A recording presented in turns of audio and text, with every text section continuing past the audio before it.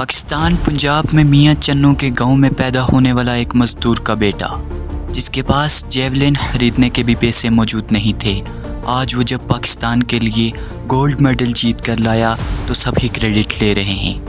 جی ہاں، ہم بات کر رہے ہیں پاکستان کے ہیرو ارشد ندیم کی۔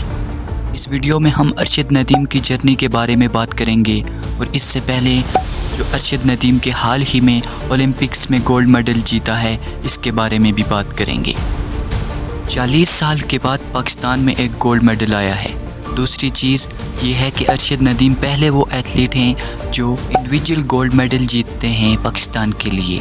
تیسری چیز یہ ہے کہ ایتھلیٹس میں میڈل جیتنے والے وہ پہلے پاکستانی ہیں۔ چوتھی چیز یہ ہے کہ اولمپکس ریکارڈ بنانے والے پہلے پاکستانی ہیں۔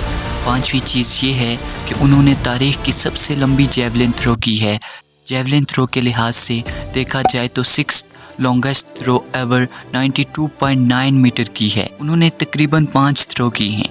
پہلی تھرو میں ان کا فاؤل ہو گیا، دوسری جو تھرو انہوں نے کی تھی وہ تقریباً 92 میٹر کی تھی، اور ایک اور تھرو جو ان کی لاسٹ تھرو تھی وہ تقریباً 90 پلس تھی۔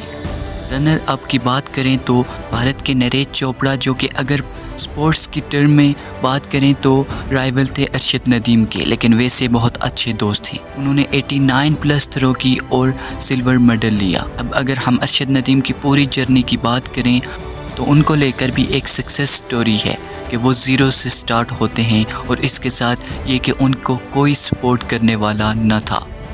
انفیکٹ جیولن خریدنے کے بھی پیسے موجود نہ تھے، اور گاؤں والوں نے پیسے ڈال کر جیولن خرید کر دی۔ لیکن جب 2015 میں وابڈا کا ٹرائل دیا، انہوں نے یعنی کہ جو سپورٹس ڈپارٹمنٹ تھے انہوں نے سپورٹ کیا ارشد ندیم کو۔ ارشد ندیم یہ کہہ بھی چکے ہیں کہ شہباز شریف نے جو ڈپارٹمنٹ سپورٹنگ کمپٹیشن کروائے تھے ان میں سے ڈسکور ہوا۔ وابڈا کے 2015 کے ٹرائل میں جب یہ پارٹ لیتے ہیں تو 56 میٹر کی یہ تھرو کر لیتے ہیں۔ وہاں پر بھی ان کی ایک امپریسو پرفارمنس تھی، کیونکہ یہ ان کی پہلی تھرو تھی، اور 2 مہینے کے بعد نیشنل چیمپئن بنتے ہیں۔ بعد میں انڈیا جاتے ہیں اور وہاں پر 78 میٹر کی تھرو کر لیتے ہیں۔ یہ وہ کمپٹیشن ہے جہاں پر نیرج چوپڑا گولڈ میڈل جیتتے ہیں اور ارشد ندیم برونز میڈل جیتتے ہیں، اور فرسٹ ٹائم ایک کمپٹیٹیو ایکٹیویٹی دیکھنے کو ملتی ہے۔ آگے چل کر سلمان اقبال بٹ ان کے کوچ بنتے ہیں، اور اتھارٹی بھی ان کو اسیس کرنا شروع کر لیتی ہیں۔ امپریسو بات یہ ہے کہ اوورآل ارشد ندیم کو بالکل بھی کسی نے سپورٹ نہیں کیا۔ ایسا ارشد ندیم خود تو نہیں کہتے، لیکن سوشل میڈیا پر ایسے جھوٹے پروپیگنڈے بنائے جاتے ہیں۔ کروڑوں روپے کی اسسمنٹ ان کو مل چکی ہے، اور اس سے پہلے ساتھ ساتھ ان کو میڈیکل ٹپس جو UK گئے تھے وہ بھی گورنمنٹ کی طرف سے مل چکی ہیں۔ ساتھ ساتھ 3 سے 4 سپانسر بھی دیے جا چکے ہیں ارشد ندیم کو، جن میں ٹیلی کام کمپنی ہے، اور ایک مینوفیکچر کمپنی، اور ایک فیبرک کی کمپنی ہے۔ ان سب نے بھی فنڈ کرنا شروع کر دیا تھا ارشد ندیم کو۔ ایسا نہیں ہے کہ جب وہ سرفیس پہ آئے تو اس کے بعد کسی نے سپورٹ نہیں کیا، لیکن اس سے پہلے ساری کی ساری محنت ارشد ندیم کی اپنی تھی۔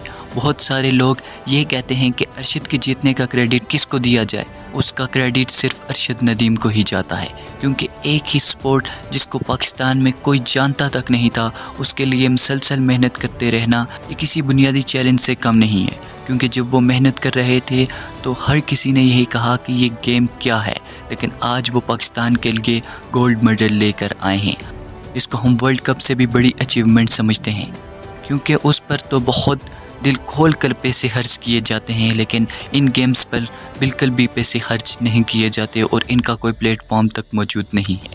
ارشد ندیم کا یہ کہنا تھا کہ ایسے پلیٹ فارم بنائے جائیں جہاں پر اولمپکس کے لیے پاکستان اپلائی کرے، کیونکہ پاکستان کے 25 کروڑ عوام میں سے اس سال اولمپکس میں صرف 7 لوگ گئے تھے، تو کیا اس 25 کروڑ عوام میں صرف 7 لوگ ہی ایتھلیٹس ہیں؟